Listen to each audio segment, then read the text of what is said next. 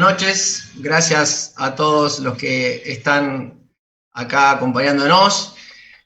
Tremenda, Carlos, la apertura. Me gustó mucho. Y bueno, a ver si puedo compartir esto bien.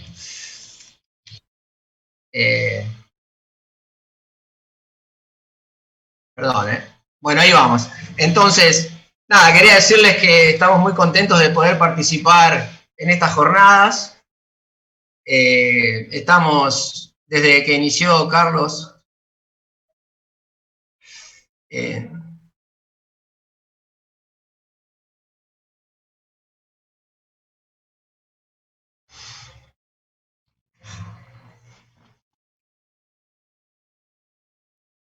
nosotros, no sé si se escucha bien. La idea es desarrollar en estos minutos con mi equipo de trabajo unos avances de esquizofrenia. ¿Me escucho yo?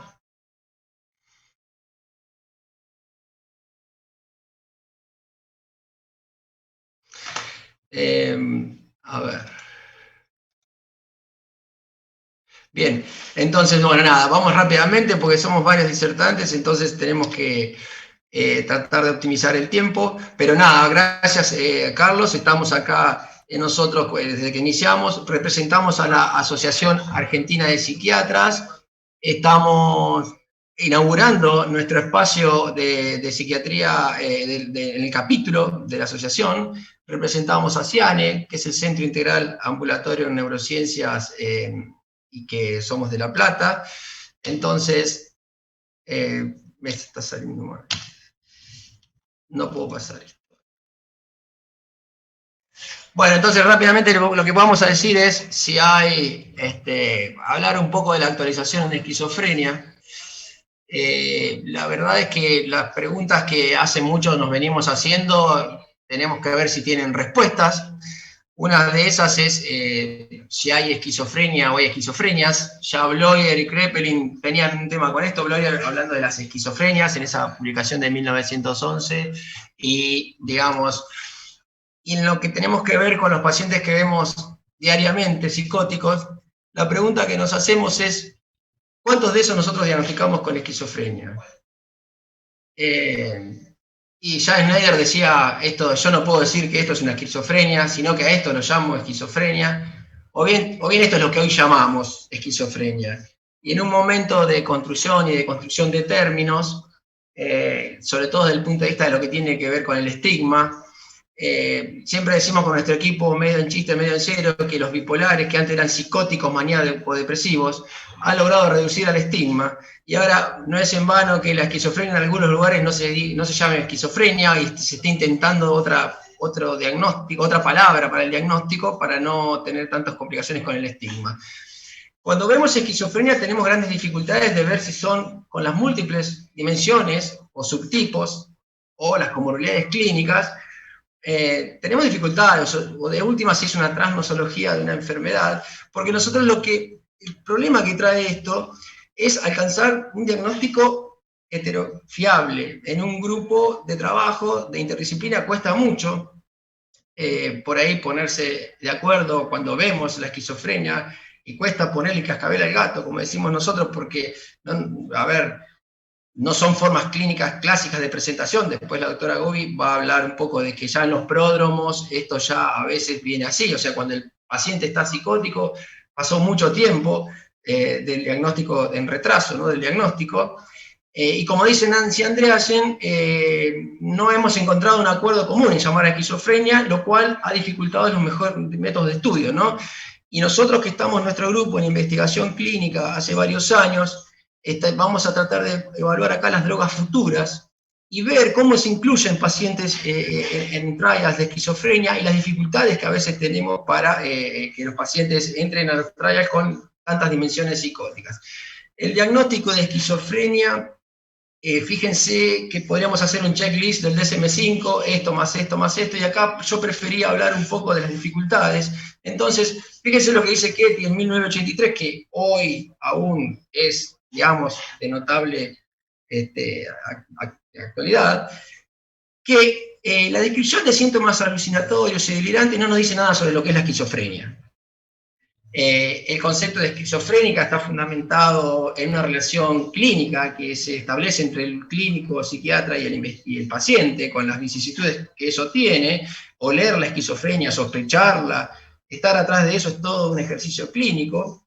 Entonces, como dice Jasper, tiene que ver con una cuestión de abandono de prejuicios, de la propia experiencia, de los múltiples modos de ver las cosas, y esto habla de incorporar, digamos, signos que, digamos, trascienden la mera descripción de síntomas. O sea, eso tiene que ver con la personalidad, cómo se vincula el paciente, la imagen de sí mismo, cómo se relaciona con el otro.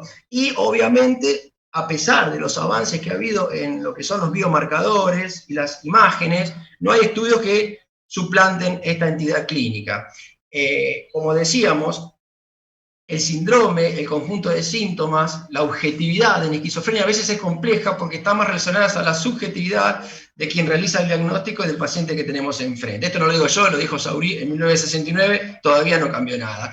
Entonces hablamos de una matriz esquizoide, que esa matriz va a tener singularidad de acuerdo a los rasgos de personalidad, la impronta del paciente, y como dice Antonio Colodron, es más difícil, más útil definir a paciente esquizofrénico que una esquizofrenia. En realidad vemos pacientes individuales, ¿sí?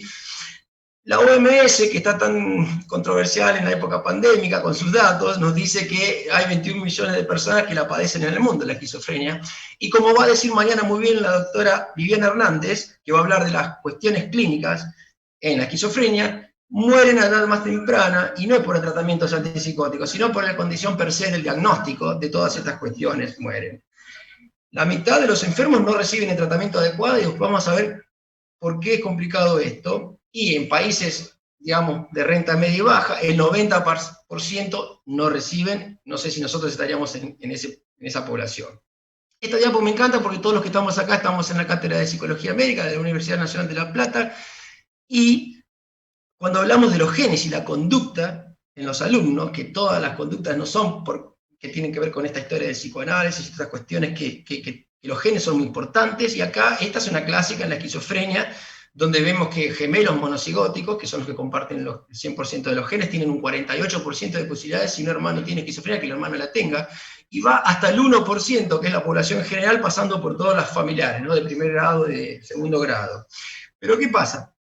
Hay un 48%, 52% que no es genético, o sea que heredás la vulnerabilidad, no la enfermedad, y esa diapositiva, que se la robé a Carlos Veravente Pinto, el mentor de estas jornadas hermosas de Tandil, que son exitosísimas, pero él me autorizó a robársela, tiene que ver con qué pasa con eso para formar el fenotipo, ¿no? Entonces, fíjense que una mamá que en el embarazo está angustiada, está triste, fuma, digamos, está malnutrida, aumenta cortisol, aumenta citoquinas. Vamos a ver después las citoquinas, el problema de las citoquinas en la esquizofrenia y de la teoría neuroinflamatoria que vamos a desarrollar un poco, pero ese bebé intrauterino va a tener un desarrollo alterado de la corteza prefrontal y del hipocampo, va a haber una neurogénesis alterada, va a haber una reprogramación del eje hipotálamo-adrenal. Entonces, todas estas cuestiones externas también van a hacer que complementemos ese 50% de posibilidades de producir una esquizofrenia. Esta diapo solamente para decir que en Argentina está catalogada como el país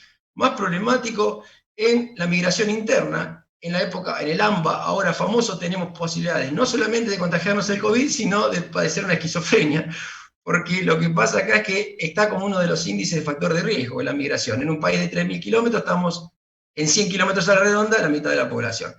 Eso también contribuye como medio ambiente. Un poquito hablando de los genes, que nos van a dar esa susceptibilidad. Los más estudiados, yo sé que hay más, Alejo Corrales, que hace rato lo escuché en la presentación y me encantó, y son amigos que conozco hace muchos años, gracias a Dios, gente que me gusta mucho compartir cosas, Manuel, Carlos. Estos cuatro, que es el BDNF, que es un gen responsable de la neurogénesis y de la diferenciación de esa célula neuronal. La dismindina está involucrada en la formación de estructuras sinápticas. Fíjense qué importante este gen. La neurorregolina va a tener que ver con células gliales y con la migración, esa famosa migración fetal que después hace que en esas alteraciones de la sinapsis aparezca la esquizofrenia en edad adolescente, y el DIS1, digamos, tiene que ver con la interrupción de un gen que estaría vinculado a la esquizofrenia y que produce también una proteína vinculada a la neurogénesis que tiene que ver con la migración neuronal y con la organización de las dendritas, tan importante en la sinapsis en la esquizofrenia y que sabemos que están deterioradas también. Entonces, dicho esto, desde los genes, con la susceptibilidad de los genes que nombré, que van a dar alteraciones en la programación, en la expresión genética, en la alteración de la síntesis proteica, va a haber un desarrollo celular anormal, con alteración, después vamos a ver de qué tipo de patrones sinápticos, me va a dar circuitos anormales, y después los famosos desórdenes psiquiátricos por alteraciones en las conductas características de la esquizofrenia, como sabemos todos. Los mecanismos se desconocen, pero podría tener que ver con producción de proteínas anormales, con la no activación, desactivación o sobreactivación de proteínas en neurodesarrollo, porque no nos queda dudas que estamos hablando de una enfermedad del neurodesarrollo. La combinación de genes también es importante, entonces se seleccionarían neuronas erróneas en el cerebro fetal, y una vez esto, en la edad adulta continuarían siempre con información errónea y se perpetuarían, ¿sí? Una cuestión importante, que excepto el BDNF, estos tres genes anteriores que nombré, estaría involucrado en la sinapsis glutamatérgica. Por eso todo el auge del estudio del glutamato en los trials que andan dando vuelta y en el futuro de la esquizofrenia. Metiéndonos un poquito en la teoría neuroinflamatoria, todos sabemos que hay muchas líneas de evidencia de una desregulación inmune en la esquizofrenia. Esto tendría que ver por las alteraciones en la microglía, ¿sí? Son mecanismos que contribuyen a degeneraciones neuronales, a la disregulación de las citoquinas, al aumento de radicales libres, a la inhibición de la neurogénesis y a la toxicidad de la materia blanca. Todos sabemos que en la esquizofrenia las citoquinas están elevadas, y la microglía, como un embalse de citoquinas proinflamatorias que actuarían como antígenos, juegan un papel importante. Hace muchos años hicimos un estudio con un antiinflamatorio en esquizofrenia, un doble ciego, para ver la teoría inflamatoria. No fue bueno el estudio, no prosperó, pero ya, digamos, hace unos 15 años que hicimos este estudio donde se intenta evaluar la cuestión inflamatoria de la esquizofrenia. Esto no es para que ustedes se empapen de cuestiones científicas, de un paper de última generación ni nada, simplemente es para ver qué relación hay entre el COVID y la psicosis. Estas son cuestiones que los países como Inglaterra y España, que ya llevan 8 meses con COVID y han sido bastante complicada la cuestión ahí, vamos a ver que uno puede ver que hay una, no sé si es una publicación en la revista Brain, donde ya hay 43 pacientes, que estos son pacientes que fueron infectados por COVID, y los investigadores van a clasificar los motivos de consulta en 5 grandes grupos. Consulta por encefalopatías con delirios y alucinaciones, con procesos inflamatorios sistémicos que por ahí hacen un cuadro psicótico, consultas por ACV, trastornos neurológicos por el sistema nervioso periférico, y el quinto y último grupo, que es el más habitual que ellos ven, hablan de un síndrome neuroinflamatorio que sería una encefalitis provocada no por el virus, sino por el sistema inmunitario. Jesús Porta, que es el vicepresidente de la Sociedad Española de Neurología, habla, que creo que un poco condice con lo que nosotros todos pensamos, que no es el virus el que afecta al cerebro. Lo daría una tormenta, la famosa tormenta de citoquinas que rompería la barrera hematoencefálica. Y el otro mecanismo importante son los anticuerpos que destruyen la mielina. De hecho, ellos armaron un manual para neurólogos porque ven que un 36% de pacientes se está consultando por síntomas neuropsiquiátricos post-COVID. ¿Sí? Atenti. Todos sabemos que las citoquinas en esquizofrenia, esta también es robada de la gran Andrea López Mato, que le mando un saludo si me ve o si algún día me escucha. Y ella hace rato que es la número 1 para hablar de estas cosas. La interleuquina 2 está disminuida, está aumentada a menor edad más elevados. La interleuquina 4 está disminuida, la 6 está aumentada. Y bueno, acá este estudio muestra que el interferón gamma está aumentado de acuerdo a los valores de la escala BPRS. O sea, que este agente inflamatorio estaría relacionado con la escala positiva, o sea, con la BPRS, o sea, serían marcadores de pronóstico. Las interleuquinas, la 2, y la 6 alteradas. La 2 estaría relacionada con síntomas positivos y negativos, y la 6, que vamos a ver después qué pasa con el tratamiento farmacológico, sería importante para ver la cronicidad que tiene que ver con la esquizofrenia. Bueno, un poquito acá. Los psicofármacos, presente y futuro. Nosotros que hacemos estos estudios, yo les quiero contar cómo se están estudiando los fármacos antipsicóticos para el futuro. Todos tienen que pasar un cierto puntaje de la PANSS, que generalmente son 70 a 75 puntos de la PANSS. Ahora, fíjense algunos detalles, no sé si, espero que me entiendan y sea claro. Si uno involucra a pacientes con alto puntaje en esta escala positiva, va a tener un grupo de pacientes que entra que son los famosos psicóticos, digamos, peligrosos, los que son más productivos, pero también pueden pasar esos 70 de PANSS pacientes que tengan escalas negativas. Por lo tanto, los criterios de inclusión estaban bien porque el paciente tenía más de 70 de PANSS, pero la población que ingresa al protocolo es totalmente diferente, dimensionalmente y sintomáticamente hablando. De ahí que hay algunos fármacos que han fallado, pero la realidad es que por ahí andaban bien para un subtipo y no para otro. ¿Hasta ahí vamos bien? Entonces, por suerte, ahora se están viendo protocolos, se está viendo que se estudian, por ejemplo, con escalas SANS y SAPS para estudios para síntomas negativos, por lo tanto, el endpoint primario es, o sea, digamos, para síntomas negativos en esquizofrenia, y también la escala Matrix, que acá la doctora Gessel es la experta de nuestro centro para hacer la Matrix, y entonces esta es solamente para síntomas cognitivos, que sabemos, pongo problemas de validación, porque la parte cognitiva es muy bien evaluada por esta escala, pero no tiene en cuenta lo emocional. Entonces, pacientes que tienen dificultades emocionales embarran un poco la parte cognitiva y entonces por ahí trae dificultades para ser específicos en cuanto a su confiabilidad y validez. Por ejemplo, acá puse un ejemplo de este fármaco que no fue aprobado porque el diseño yo creería que tendría que haber sido ya hoy, esto fue hace muchos años, una escala negativa. Pantallazo.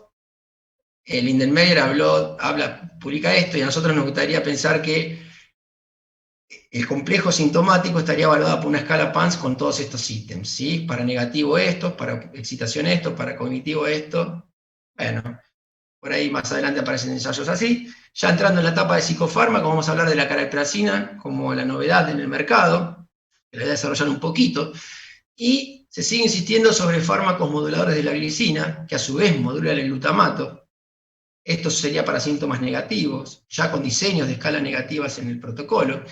Hemos hecho estudios con alfa-nicotínicos, que esto es para síntomas cognitivos, pero la gran vedette del momento tiene que ver con los de depósito, porque, bueno, el aripiprazol de POT lo hicimos y parece que va muy bien, y ni hablar la utopía o la alegría que podemos tener de poder llegar a tratar pacientes con 2 inyecciones anuales. Es una gran ventaja porque todos sabemos las dificultades que traen las recaídas, con dificultades después para que los pacientes vuelvan, o digamos, con los episodios de residualidad que quedan en cada recaída, con cómo el cerebro va deteriorándose a medida que el paciente va recayendo. Bueno, nos aseguramos que el paciente está en tratamiento. Pantallazos de la cariprazina es básicamente que es agonista parcial de los receptores T3 de 2 y 5-HT1A y además tiene antagonismo sobre otros receptores. Pero básicamente recuerden que es antagonista serotoninérgico, dopaminérgico cuando está incrementado, pero es agonista dopaminérgico y serotoninérgico cuando el complejo se encuentra reducido. Lo más importante es la acción D3, que tiene cariprazina, que no la tienen otros antipsicóticos. Esta acción dopaminérgico 3 le daría un perfil diferente, porque tendría que ver con la acción procognitiva sobre los síntomas negativos antidepresivos, aprobado para depresión bipolar, y para otro complejo que a veces hablamos con Valeria o con las chicas ahí, del subgrupo abuso de sustancias, esquizofrenia. Por ahí sería un receptor importante para trabajar con esta droga. Se comercializa 1,5, 3 y 6, no se inhibe ni tiene que ver con la citocromo P450, tiene un metabolito a nivel farmacocinético que dura hasta 3 semanas, por lo tanto, cuando el paciente deja de tomar algún comprimido, etc., nos ayudaría con la compliance. Parecería ser segura con respecto al tema metabólico y tiene aprobación por FDA para el tratamiento agudo y mantenimiento de la esquizofrenia y para el tratamiento agudo de todas las fases del trastorno bipolar, manía, depresión y el mixto. Cerramos con esto y le doy paso a Valeria para que vean ustedes qué pasa en la teoría inflamatoria que yo les hablé con la terapia antipsicótica. Los antipsicóticos todos, sobre todo los atípicos, incrementan la actividad antiinflamatoria por aumento de los receptores solubles de interleuquinas, son estos, reducen concomitantemente las citoquinas proinflamatorias. El tratamiento con antipsicóticos a largo plazo, la interleuquina 6, la interleuquina 1B, el interferón. Y como decíamos anteriormente, en esa diapositiva de Andrea, la no reducción de interleuquina 6 durante el tratamiento psicofarmacológico indicaría una resistencia. Otro efecto importante de los antipsicóticos es que inhiben la glucógeno citetasa quinasa beta de 3 y de ahí inhiben la apoptosis, que es un problema en esquizofrenia, y hay una disminución del nivel periférico central de todas estas citoquinas proinflamatorias. Y así, también, este antagonismo de 2 inhibiría la activación de las microglías. Esta final, para cerrar, quiero decir que por ahí nosotros como grupo tenemos la posibilidad de dar charlas a las asociaciones, por ejemplo, de familiares de enfermos de esquizofrenia, y vemos cada vez con más continuidad que escuchamos que vienen los familiares y nos dicen, mire, mi médico me suspendió el tratamiento porque estaba bien, como la esquizofrenia tiene altas, nosotros, mi hijo ya está de alta, entonces yo creo que es muy categórico lo que acabo de contar con respecto al tratamiento en neuroinflamación, y ni hablar del deterioro que se produce no solamente clínico, sino a nivel neurobiológico de un no tratamiento. Sabemos que hay alguna población que no lleva tratamiento crónico, serían las bufés delirantes, las psicosis reactivas breves, que es un porcentaje menor, pero nosotros insistimos en que estos pacientes deben estar en tratamiento porque así lo indican los avances en neurociencias y los papers que continuamente leemos. Nada más, muchas gracias. Dejo a Valeria Gobi, la doctora Valeria Gobi, no sé si la presento por acá, pero quiero decirles que es investigadora, que es una psiquiatra que trabaja en un hospital general y ve muchísimos pacientes esquizofrénicos permanentemente. Es docente de la Cátedra de Psicología de la Facultad de La Plata, de la Universidad Nacional de La Plata, y bueno, y muchas cosas más que la escuchamos y se van a dar cuenta. Gracias, Fabi.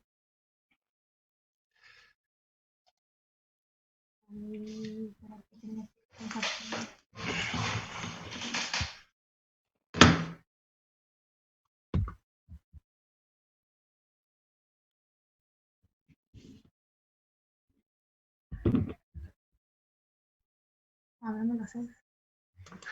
Ya arranco a compartir, ¿eh?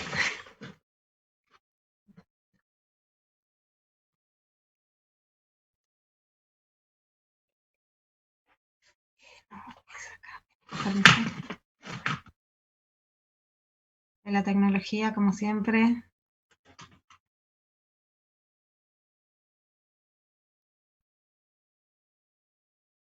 A la vieja usanza. Pensé que lo tenía abierto.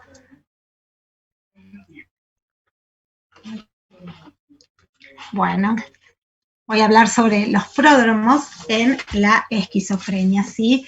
Y para poder definir los pródromos, podemos hablar de que la esquizofrenia es uno, como recién nos comentó el doctor Lamaison, uno de los trastornos más graves, mentales e incapacitantes que afecta a las personas, afectando todo el funcionamiento global de las mismas, ¿sí? Produciendo lo que sabemos este quiebre de la realidad.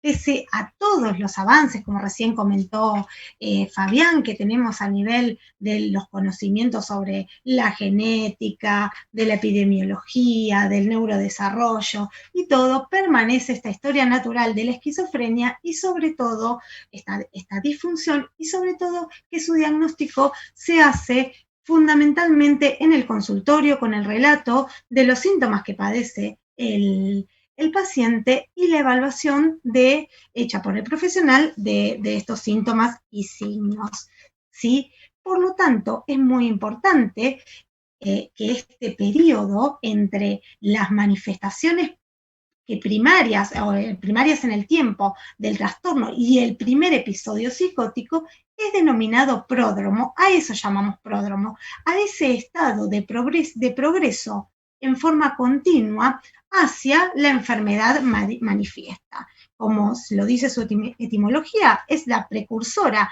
de este acontecimiento, ¿sí? En la práctica clínica es ese proceso desde libre de síntomas libres de enfermedad hasta la enfermedad completamente manifiesta.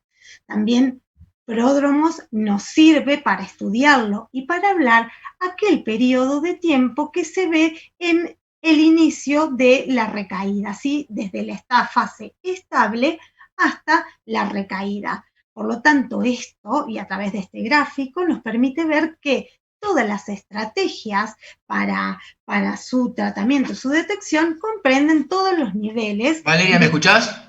¿Sí nos escucha? No se ve la presentación. Ah, mira qué bien. A Fíjate ver, si la puedes. Vale. ¿Vos la a ver, ves? yo la veo bárbara.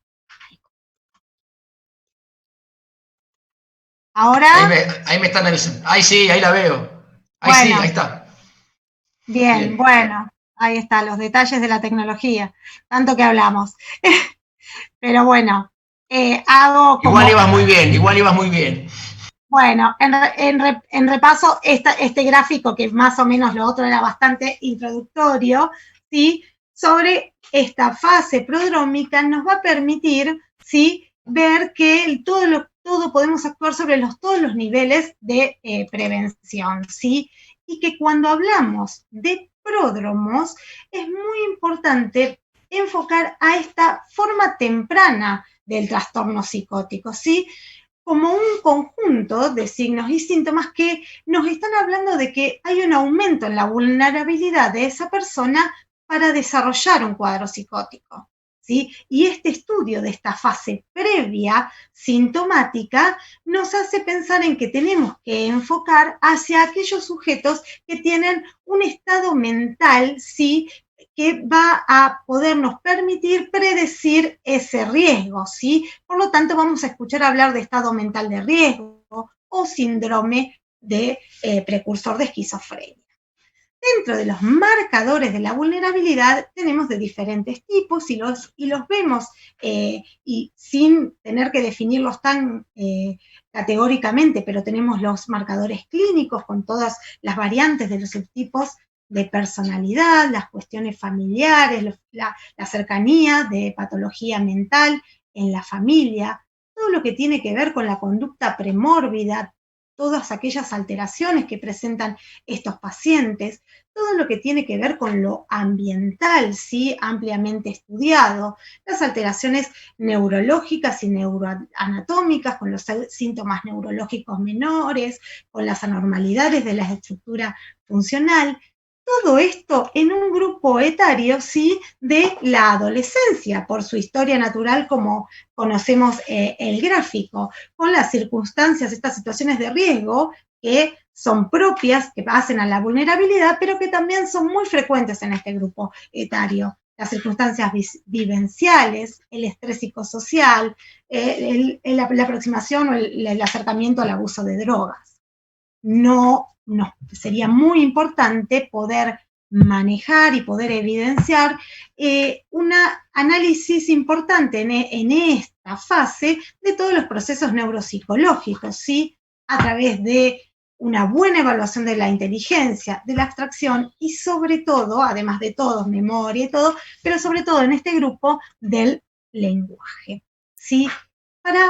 Es importante poder determinar quiénes tienen más riesgos, ¿sí? De desarrollar la enfermedad o un cuadro psicótico, ¿sí? Por lo tanto, vamos a tratar de enfocar en un estudio previo de la fase prodrómica, es decir, esta fase sin síntomas. Y vamos a encontrarlos en la literatura que vamos a estar hablando de estado mental de riesgo, síndrome mental de riesgo o de ultra riesgo o de riesgo aumentado para la psicosis, ¿sí? Pródromo putativo y así y sus siglas en inglés, ¿no? El estudio de estos sujetos, de estos adolescentes con un estado de alto riesgo para esquizofrenia, es un seguimiento, se propone un seguimiento previo a esto, ¿sí? Antes de que aparezcan los síntomas, o sea, en la fase, o sea, ni bien antes ni bien empiezan los síntomas, que sería el inicio de la fase prodrómica, y ir siguiéndolos. Pero ya tenemos un clúster de personas seleccionadas para esto.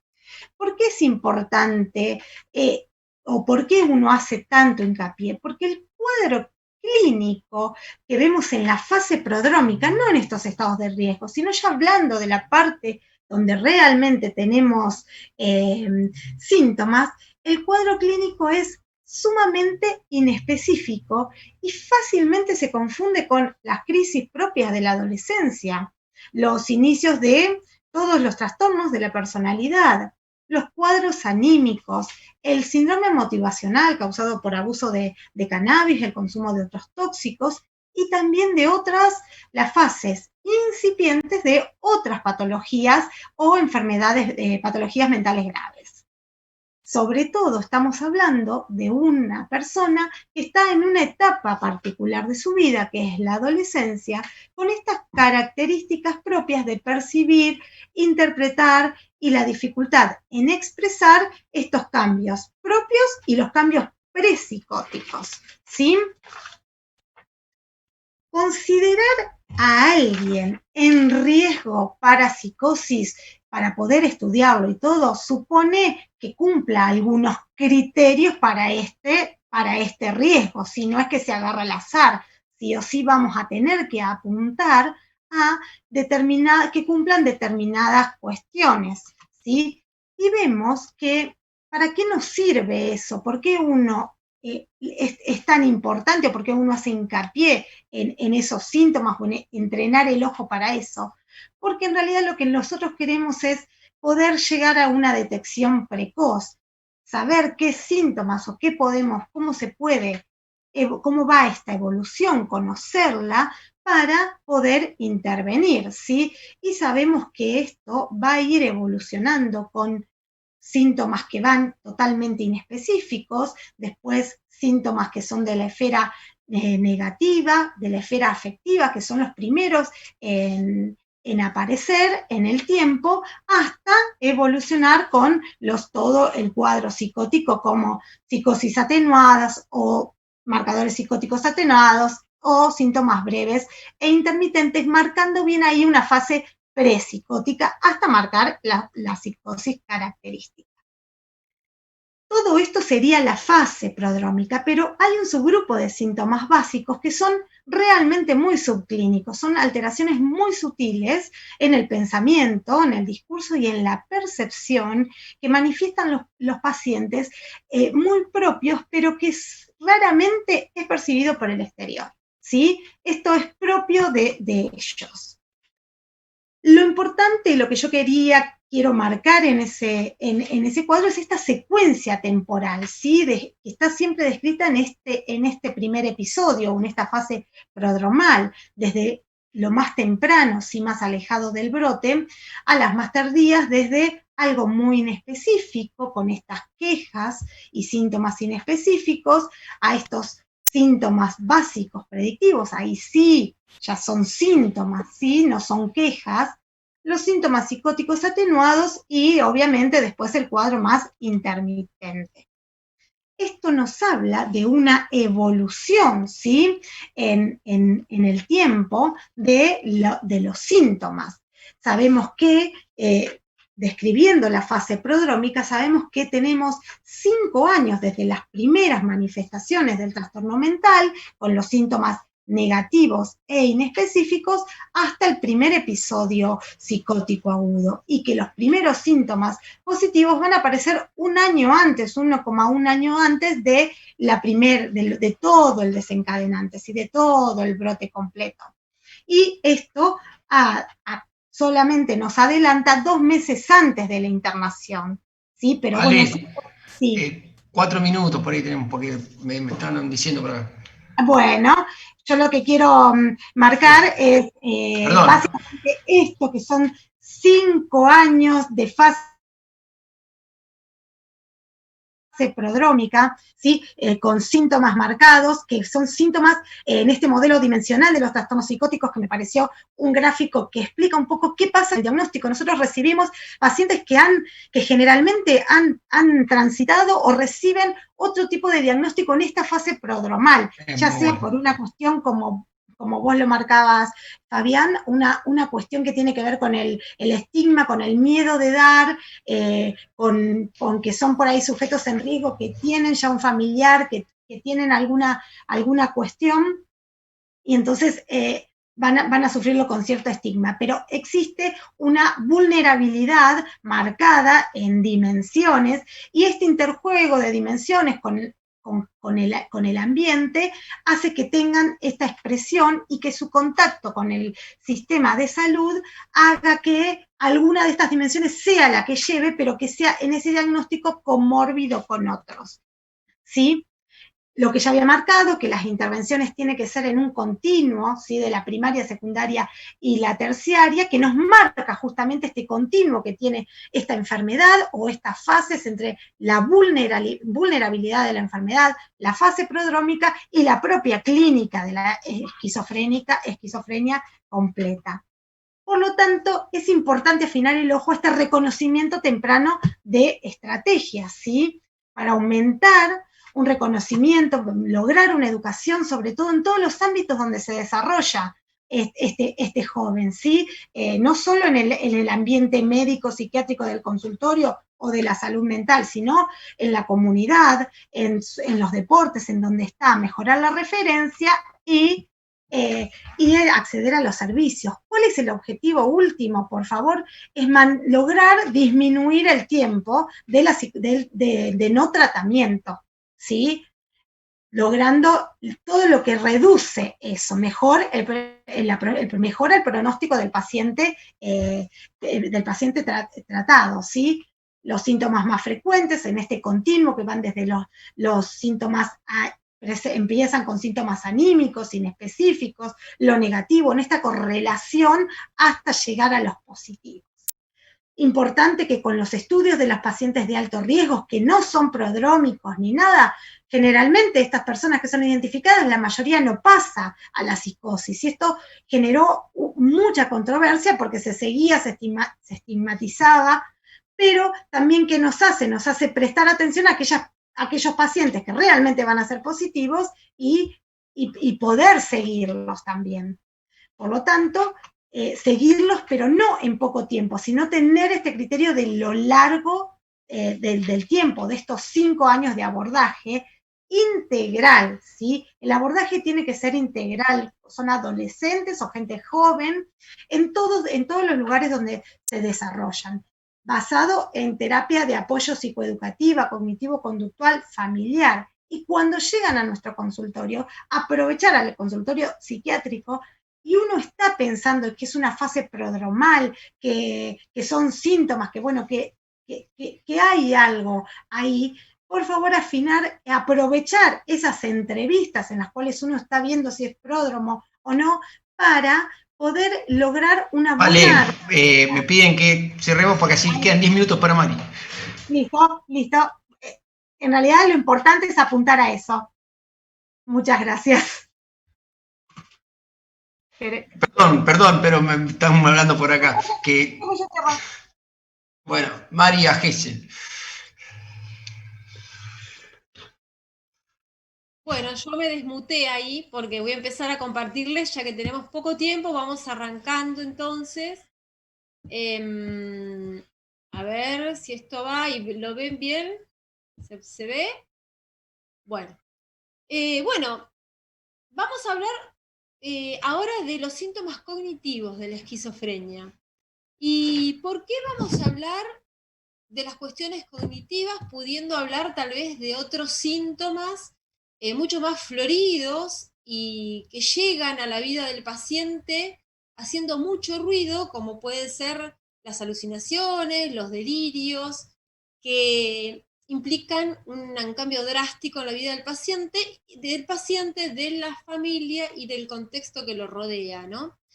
Bueno, nosotros vamos a hablar de síntomas cognitivos porque creemos que son síntomas esenciales de la enfermedad, esquizofrenia, y que los síntomas cognitivos son de suma importancia, la cognición es de suma importancia en el desarrollo del ser humano.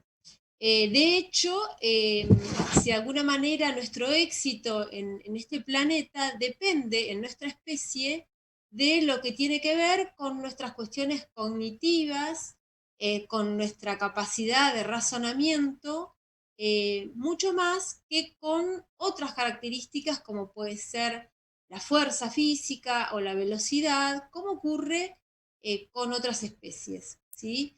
De hecho, esta capacidad, por ejemplo, de adaptarnos, nos permite, por ejemplo, vivir en situaciones muy extremas y muy distintas, como puede ser un desierto, un bosque, el Amazonas, el hielo en la Antártida, ¿sí? Nuestra capacidad florida de adaptación, basada en nuestro correcto razonamiento, hace que logremos nuestra, en definitiva, supervivencia en este mundo, ¿sí? Bueno, pero ¿qué es la cognición en sí? La cognición es un proceso en el cual lo que estudia o que es la cognición es el procesamiento de la información que nos llega, de los inputs, de lo que percibimos, ¿sí? Y en el pensamiento encontramos esta información a través de imágenes, por ejemplo, a través de codificaciones, ¿sí? Por ejemplo, el lenguaje es una forma específica de codificar este tipo de información. Entonces, bueno, si tuviésemos un correcto funcionamiento, una correcta cognición, es lo que nos permitiría desarrollar, adaptarnos asertivamente a las distintas situaciones de la vida y permitiría la aparición de conductas que tienen que ver y que tienen que aparecer en situaciones específicas en los momentos adecuados. Vamos a ir lo más rápido posible. Entonces, vamos a hablar. Ya, bueno, acá es imposible no traer a Kraepelin y a Bleuler, ya que fueron precursores de la enfermedad y tuvieron la capacidad y la suerte de poder realizar el estudio sintomático observacional de la patología.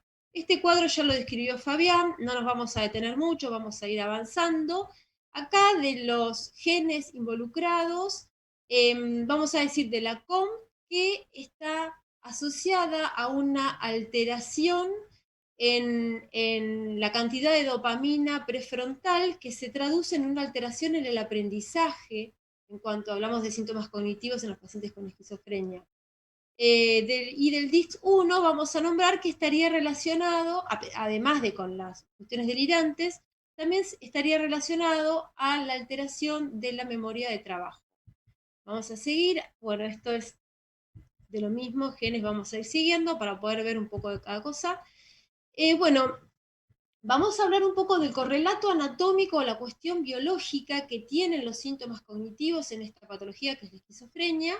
Sabemos que los procesos madurativos de nuestro sistema nervioso central obedecen a dos tipos que son progresivos y regresivos, ¿sí? Los progresivos, que significa proliferación, arborización, mielinización, y los regresivos con apoptosis y poda neuronal.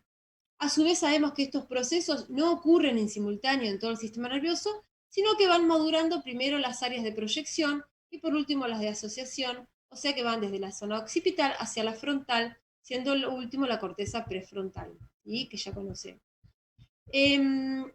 Bueno, pero ¿cuáles son las zonas de mayor pérdida de sustancia gris en un paciente con esquizofrenia con síntomas cognitivos? Bueno, estas son las estructuras que más sufren la pérdida de sustancia gris: la corteza frontal, la corteza temporal, el hipocampo, la amígdala y el tálamo. Fíjense, hoy hablábamos de cognición y decíamos la importancia que era, de alguna manera, el procesamiento de lo que recibíamos. Fíjense esta estructura, el tálamo. El tálamo, como sabemos, es una estación de relevo de todas estas percepciones. Fíjense, ya la información entra a un lugar donde con pérdida de sustancia gris.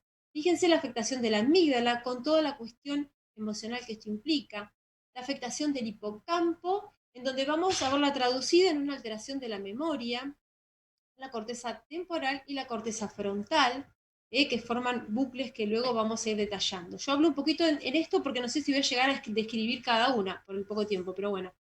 Esta sustancia gris disminuye, ¿en pos de qué? En pos del encogimiento del neurópilo, que es, como todos sabemos, un tejido neuronal que no involucra los cuerpos neuronales, pero sí tiene que ver con las dendritas, con los axones, con las prolongaciones de los oligodendrocitos, de los astrocitos y de la microglía, inclusive los vasos que pasan por ahí. ¿Y por qué es importante el neurópilo? Porque en este lugar es donde ocurren la mayoría de los procesos que transcurren durante la sinapsis, ¿sí? Hablamos también de la disminución, como ya lo dijo Fabián, de los factores de crecimiento, está alterada la neuroplasticidad y la conectividad sináptica. ¿Sí? Los factores de crecimiento forman parte de una gran familia de proteínas que lo que hacen es inhibir la muerte celular y prolongar la vida, facilitando su diferenciación y su maduración. Bueno, ¿cuáles son? Vamos directamente a las alteraciones anatómicas más frecuentemente presentes en pacientes con síntomas cognitivos. Bueno, tenemos la reducción del flujo sanguíneo cerebral en la parte izquierda del globo pálido. Esta reducción que se observa tendría que ver con la alteración que ocurre en la vía que va de los núcleos de los ganglios basales hacia la región prefrontal, que tiene que ver con la vía atencional. También vemos una alteración en el lóbulo frontal del flujo sanguíneo, no aumenta durante las pruebas funcionales, como debería ocurrir o como ocurre en las personas normales, sino que acá más bien hay una alteración y en lugar de esto aumenta la actividad en las regiones temporales. La corteza del lóbulo temporal medio es más delgada y la parte anterior del hipocampo es más pequeña. Esto también se ve traducido en las alteraciones de memoria. Los ventrículos laterales y el tercer ventrículo se encuentran agrandados y hay un ensanchamiento de la cisura, especialmente de los lóbulos temporales y frontales. Indirectamente nos está hablando de la reducción del volumen de estos dos lóbulos. Acá tenemos la disminución de la actividad que hablábamos hoy, del globo pálido del lado izquierdo. Acá vemos el aumento de los ventrículos comparados en un individuo sano con un individuo enfermo de esquizofrenia con síntomas cognitivos. Y acá vemos lo que hablamos hoy, que se observa del cíngulo anterior que no hay un aumento de la actividad como debiera verse durante las pruebas cognitivas y que sí se observa un aumento de la corteza temporal en la región auditiva. Y luego de la administración de un agonista dopaminérgico, se observa que se invierte esta situación. Bueno, acá un poco tratando de relacionar qué pasa con los genes y la aparición de la esquizofrenia, se realizó un estudio que involucraba 15 pares de gemelos monocigotas, en donde de los cuales uno solo de ellos desarrollaba esquizofrenia y el otro no. Lo que se observó fue que de estos 15 casos, en 12 de ellos, se observó, fíjense, estas alteraciones. Acá tenemos un gemelo sano y el gemelo enfermo de esquizofrenia, donde se observan aumento de los ventrículos, aumento del tamaño. También se observó en este caso aumento de disminución del núcleo caudado y de la actividad prefrontal. Este es otro cuadro donde se ve la pérdida de sustancia gris en el tiempo, en el mismo sujeto, estudiado a 5 años. No nos vamos a detener a explicarlo. Y bueno, ¿cuáles son las funciones cognitivas más afectadas en un paciente con esquizofrenia? Primero hay una gran división de síntomas cognitivos no sociales y los sociales, que vendría a ser un poco la repercusión de estos cognitivos no sociales, ¿sí? Dentro de estos no sociales tenemos a la memoria, tanto declarativa, semántica como la de trabajo, el funcionamiento ejecutivo, la atención sostenida, la performance visoespacial, la rapidez de procesamiento, todas estas que van a ser medidas con la prueba a través de la escala de Matrix, que espero tener tiempo de poder mostrarlas por lo menos. Y los síntomas cognitivos sociales, donde vemos que tiene que ver con la capacidad de reconocer, razonar, de responder apropiadamente, ¿sí? Todo esto tiene que ver con cuestiones sociales a nivel de códigos, ¿sí? De hacer lo que el otro está esperando que una persona haga, ¿sí? De las actitudes de las personas, de su desenvolvimiento en los grupos sociales. Bueno, entonces, estas serían las funciones cognitivas más afectadas: memoria de trabajo, declarativa, funcionamiento ejecutivo, atención sostenida, que vamos a ver que hay una alteración en la selección de esta atención, lo que hace que el paciente no pueda seleccionar correctamente de un contexto las señales, se equivoca y elige otras señales, y en base a eso emite conclusiones y valores. La memoria de trabajo, vamos a ver que está formada de 3 elementos, yo traje un dibujito, espero poder mostrarlo, y la rapidez de procesamiento. La memoria de trabajo, bueno, es lo que necesito tener presente para realizar determinada acción. La memoria declarativa sabemos que es la memoria semántica. La atención, bueno, esto ya lo dije. Vamos a ver entonces la cognición social. Tiene que ver con esto, el reconocimiento de la expresión facial. Sabemos lo que hacemos consultorio, la dificultad que tienen nuestros pacientes para reconocer los gestos, malinterpretan los gestos, les cuesta mucho el reconocimiento de los gestos negativos, sobre todo. También tiene que ver con deducciones sobre el estado mental de los otros. Les cuesta mucho la empatía, empatizar con un paciente esquizofrénico muchas veces es difícil, ¿sí?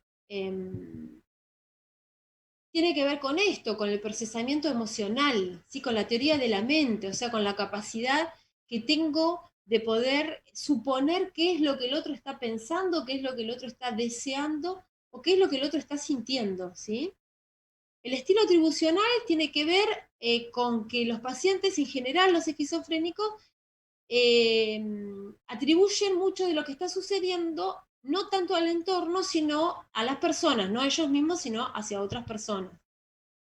Bueno, dentro de las funciones cognitivas destacamos la acción de los lóbulos prefrontales, sabemos que son el asiento de nuestras capacidades ejecutivas y que son las que nos permiten atender, desarrollar un plan, monitorearlo, hacer ajustes, o sea, elaborar un plan B y cumplirlo, ¿sí? Entre otras actividades.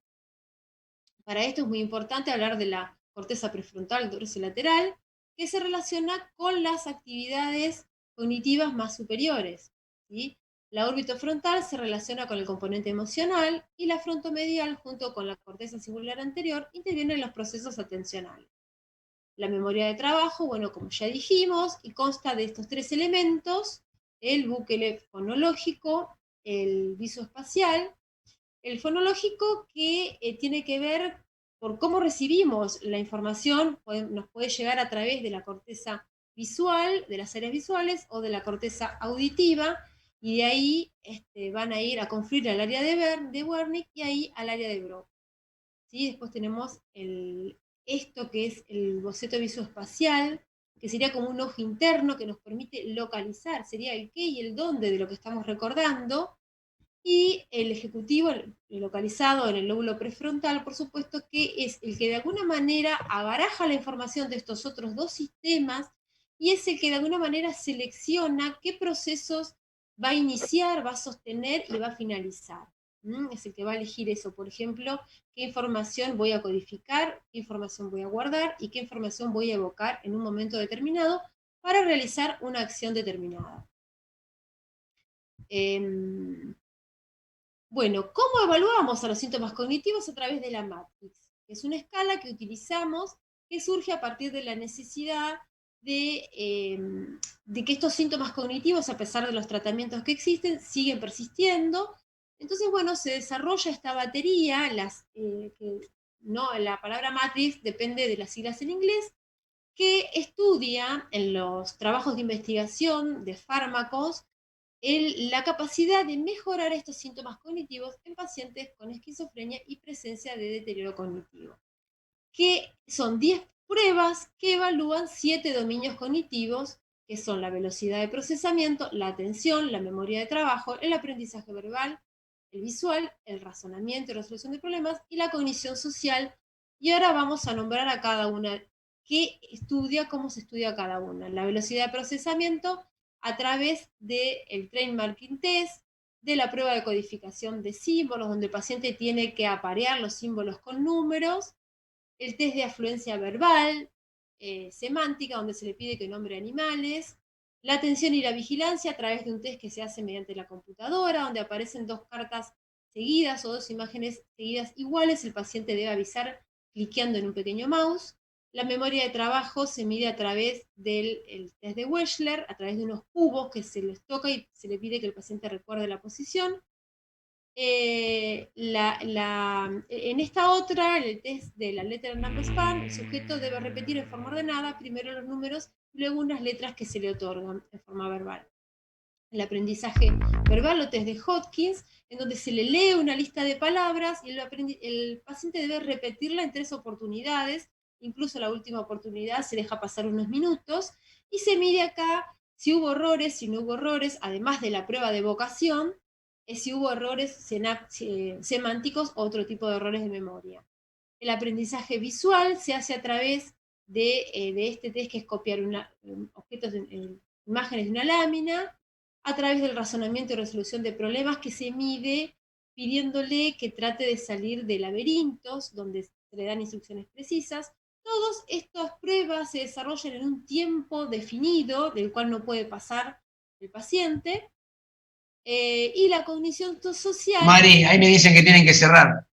Bueno. Entonces vamos, diagnóstico diferencial que hay que hacer entre la depresión, aislamiento social... Me dice que cierres con una conclusión y listo. Bueno, entonces vamos a decir que recordar que los síntomas cognitivos aparecen en más del 90% de los casos, que es una parte central de la enfermedad, que aparecen a muy temprana momento del comienzo de la enfermedad, que persisten y que empeoran y que son un factor de pronóstico a la hora de la cuestión social, ¿sí? Que tienen un peor pronóstico estos pacientes, cuanto mayor o cuanto peor es el rendimiento cognitivo. Bueno, muchas gracias. Gracias, Mary. Bueno, nada, despedirnos y agradecerles el espacio que nos dieron. Muchas gracias, Carlos Gravente Pinto. Gracias. Bueno, muchas gracias a todos. Muchas gracias a todos. Muchas gracias.